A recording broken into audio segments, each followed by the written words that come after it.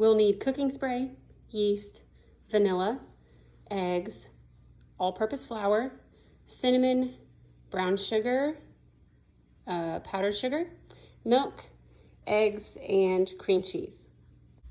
Large bowl, a couple of pans, tea towel, a mixer, a whisk, measuring cups, a bread knife, a tablespoon, and a thermometer. Your butter needs to be nice and soft. If you just pulled it from the refrigerator, that's not really a big deal. Throw it in a bowl and just put it in the microwave for a couple of seconds until it becomes as soft as what you need. You kind of want it soft enough like you would spread it over toast.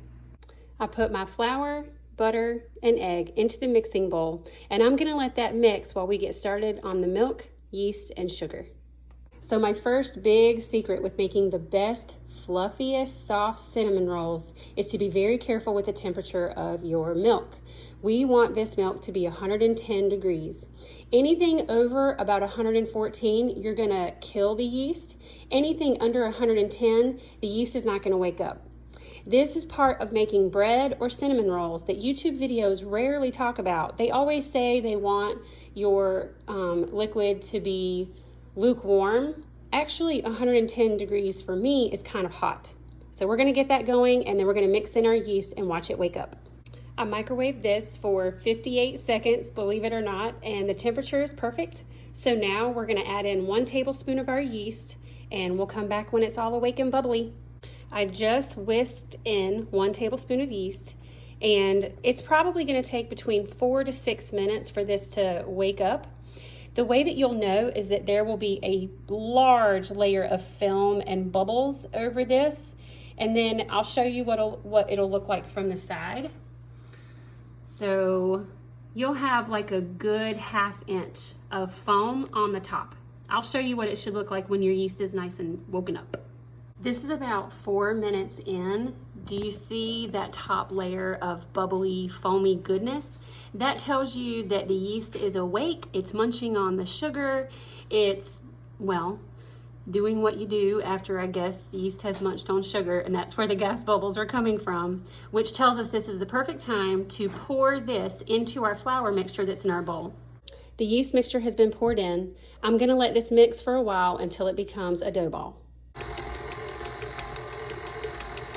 When the dough ball is first formed, it's gonna have the texture of dried Play-Doh. That's not what we want. What we wanna do is turn this into fresh, just took the lid off, Play-Doh that's nice and soft. I'm gonna knead this by hand for about 8 minutes. If you wanna do it with your mixer, you can, but only do it about 3 or 4. I'm about 4 minutes into the kneading process, and already you can tell it is getting squishier and more like fresh Play-Doh. We got 4 more minutes to go. Here is our dough ball. It's all ready. You can see where I've been testing it out. Make sure it's nice and squishy and soft. And your hands, I highly recommend using your hands, especially when you're first getting started. It'll help you understand what your dough should feel like. Now we're gonna put this in a bowl that I'm gonna spray with Pam, and we're gonna put it in the oven for proofing. So I just tossed it into a bowl. I'm gonna put it like that. I'm gonna put the tea towel over it, and then I'll show you what we'll do with our oven. Our dough ball is in the oven. I'm gonna shut the door, and my oven has a proof button. If your oven doesn't, just stick it on 350 for about 10 to 12 seconds. Let it get nice and warm, turn it off, make sure you turn it off, and let your dough rise for 1 hour. While the dough is rising, I'm just mixing together my brown sugar and cinnamon so it's ready when we roll out the cinnamon rolls. Our dough ball is done proofing. Look how much it rose, it's gorgeous. So I'm gonna punch this down, and then I'm gonna turn it out onto my counter after I put some flour on it. Now I'm gonna roll this dough ball into a rectangle. This is the part that can trip people up because they think that it has to be a certain size or measure certain dimensions. All you really want is a rectangle. And here's the dough ball all rolled out. And if you'll notice, mine is not a perfect rectangle. You kind of just want an oval shape. That's really all that matters.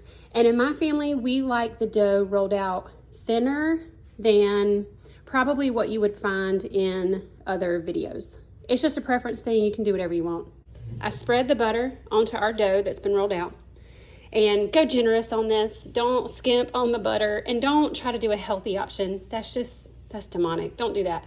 Next, I'm going to take our brown sugar and cinnamon mixture and I'm going to sprinkle it on the top. Our cinnamon brown sugar mixture is all spread on the top. And what I did is I like to kind of press it down so that as I'm rolling up the dough, it's not all going to fall out. Now what you're going to do is you're going to start with this section of the dough, this side right here, and you're going to roll it toward yourself.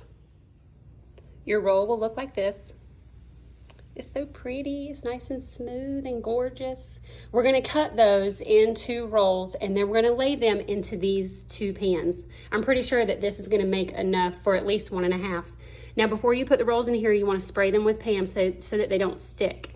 Then we're going to put these back into the oven and they need to rise for 45 minutes. Here they are, ready to rise. Make sure you give your cinnamon rolls plenty of room so they can spread out. The cinnamon rolls have risen. They look great. I'm now going to preheat the oven to 350. While the oven is preheating, I'm going to give you my second big tip for how to get the softest, yummiest cinnamon rolls. This is not a situation where you want to bake them until they are golden brown. This is something where you want to pull them out as soon as they are just barely brown on the top. I'll show you what I mean when they're ready. While the cinnamon rolls are baking, I'm going to take my last ingredients and make the frosting. Now my family doesn't like it super thick like the way they serve it at Cinnabon, so I'm going to use some extra milk and I'm going to make my frosting more like a glaze. These are done cooking. I know it doesn't look like it, but they are. Here's one of your tests that you can try. Right here, you just kind of grab the cinnamon roll and it feels a little bit hard on the top but still squishy on the side. That is what you want. So these are done. And another thing, my cinnamon rolls didn't come all the way to the top of the pan when they baked because we like them a little bit smaller.